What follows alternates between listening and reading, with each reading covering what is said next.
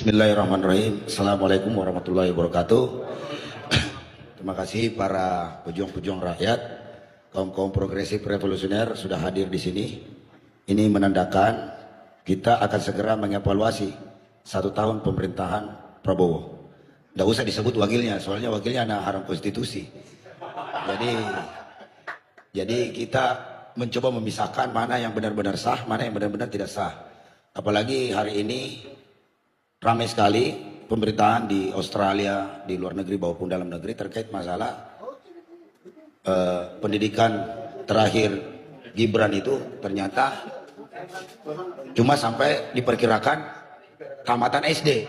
Yang nulis ini seorang apalagi alumni IPB dan kemudian mengambil gelar PhD-nya di Universitas Sydney di Australia sana.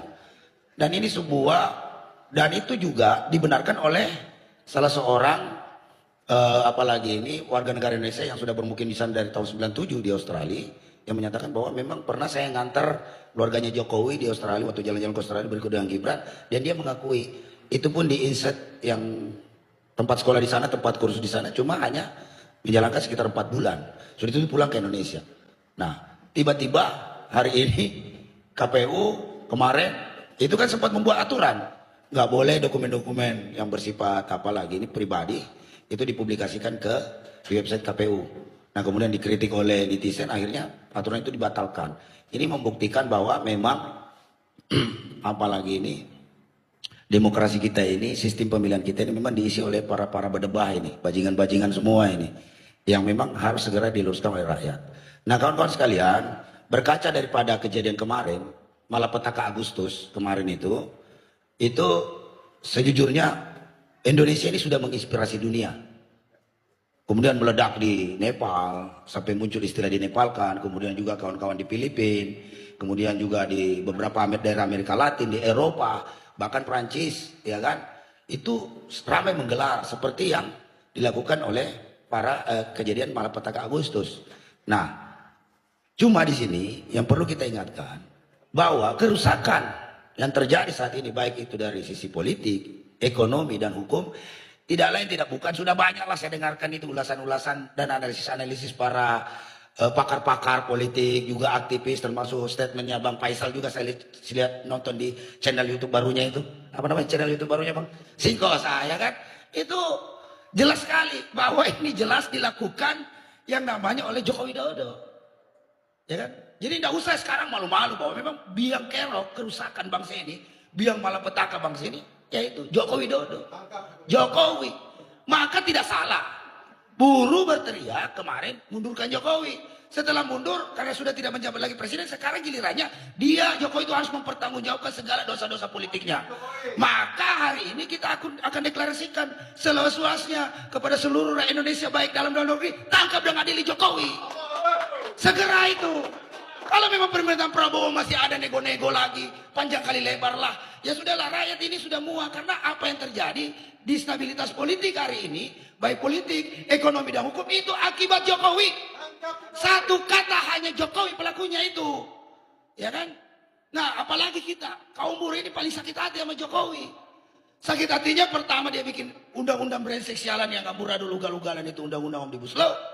Kedua, dia juga yang kemarin yang tangkapin aktivis buruh, pimpinan buruh. Ini SPSI ini panik, ketua umum lo tuh Jumri Dayat ditangkap di rejimnya Jokowi sama Bahasa Ganda sama Anton Permana. Saya aja bukan SPSI sakit hati, apalagi ente.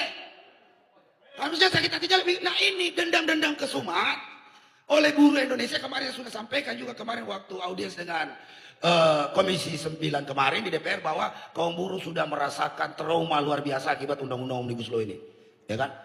Dan penderitaan itu jelas. Yang buat itu siapa? Ya Jokowi. Masa undang-undang sialan itu dibuat dalam tempo yang singkat-singkatnya, ya kan? Sementara sekarang RUU perampasan aset itu, ya kan, dia lemparkan DPR, padahal bisa saja dia bikin perbu kayak kemarin kayak undang-undang Omnibus Law. Apa bedanya? Karena waktu itu dia berkuasa, takut juga dia digarung sama rakyat, takut juga dia dirampas asetnya. Nah, sakit hatinya buruh ini, ya kan, tidak bisa dibendung lagi.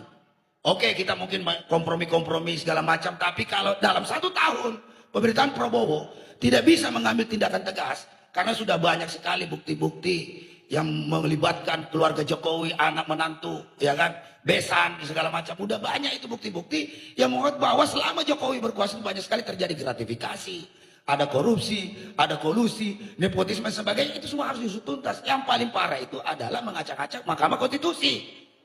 Sampai lahirlah ini anak haram konstitusi.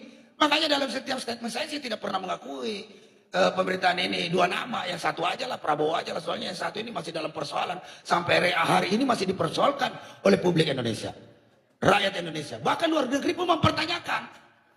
Kemarin waktu kita di Jenewa juga ditanyakan juga, itu ijazah Jokowi asli apa enggak sih, rame, ya kan, dari delegasi-delegasi negara-negara ini memantau ini, berarti betapa memalukannya, ya kan, track record daripada presiden ketujuh itu, sehingga memang tidak ada kata lain, kita semua bersama-sama hari ini kita mencoba menghimpun semua kekuatan-kekuatan rakyat untuk segera kita tangkap dan adili Jokowi. Nah, karena itu salah satu solusi agar kemudian persoalan bangsa ini bisa setidak-tidaknya 30-40 bahkan 50% persoalan ini selesai. Kemudian kita tambah juga reformasi Polri ini harus kita kawal sama-sama, ya kan? Karena yang tangkap ketum Pak Jumur itu kabar eskrimnya waktu itu yang sekarang jadi Kapolri. Ya kan? Teman-teman harus ingat, itu sejarah itu. Kapolri dia waktu itu Idam Aziz. Nah, kabar eskrimnya itu ya Pak Listio ini yang sekarang jadi Kapolri. Jadi harus catat itu baik-baik. Nah, sampai hari ini mereka juga tidak pernah minta maaf. Padahal itu hanya membuat statement di Twitter. Cuma membuat statement di Twitter mengkritik undang-undang Omnibus Law. Bung Jumur Hidayat, Bang Sagan dan Nenggolan, Anton Permana harus ditahan di penjara selama 6-7 bulan. Ini yang betul-betul saya jujur aja sakit hati banget. Ya kan, belum lagi tambah banyak aktivis lain seperti Bung Edi, ya kan, Habib Rizik dan sebagainya, itu banyak ditangkapin waktu zaman Jokowi. Jadi kalau Jokowi bicara demokrasi itu omong kosong. Kebebasan berpendapat itu omong kosong itu Jokowi. Karena terlalu banyaknya omong kosong yang dibuat oleh Jokowi, ya kan? Maka solusinya adalah tangkap dan adili Jokowi. Rakyat itu udah sakit hati sama dia ini. Termasuk kita ini kaum buruh Indonesia. Maka dalam kesempatan ini saya minta kepada pemerintahan Prabowo untuk benar-benar serius, karena apa ya, kita saksikan sekarang ini kan Pak Prabowo ini, apakah ini yang disebut operasi Sandi Yuda, tapi menurut masyarakat terlalu banyak kompromi, Pak. Jadi tidak usah tedeng aling-aling, yang sudah dilenserkan kemarin harusnya dilenserkan aja, nggak usah lagi dikasih, malah diangkat lagi jadi komut Pertamina.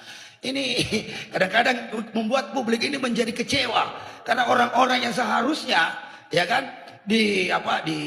dijauhkan dari kekuasaan, itu harusnya ya sudah dipecat aja tanpa syarat.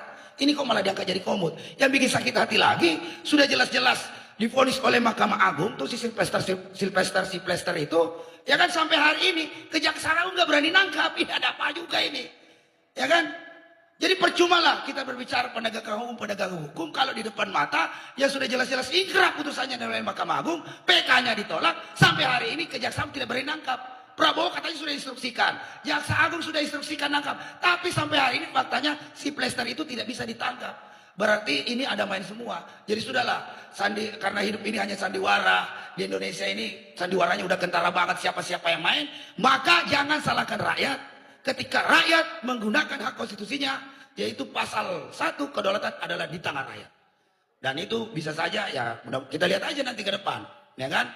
Nah, sebaiknya Pak Gibran juga segera mundur, karena skandal ijazah ini memang menjadi problem tersendiri juga, dan ini amat sangat mempengaruhi pemerintahan Prabowo. Mungkin itu saja yang ingin saya sampaikan, dan satu kata, bahwa segera tangkap adili Jokowi dan keluarganya, karena dialah pendosa-pendosa besar di Republik ini. Assalamualaikum warahmatullahi wabarakatuh.